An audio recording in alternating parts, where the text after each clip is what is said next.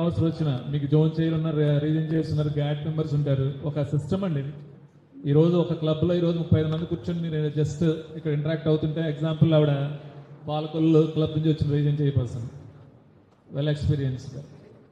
అలాగే ఈరంతా కూడా DG team అంటే మేము అందరం ఎవరైతే ఉన్నాం, మాతో పాటు గ్యాట్ టీమ్ అవనండి, ఆర్సీసీ జోన్ చైర్స్ అందరూ కూడా మోస్ట్ ఆఫ్ దమ్ ఒక టీచింగ్ కమ్యూనిటీ నుంచి వచ్చిన వాళ్ళు, లేడీస్ కూడా చాలా మంది ఉన్నారు.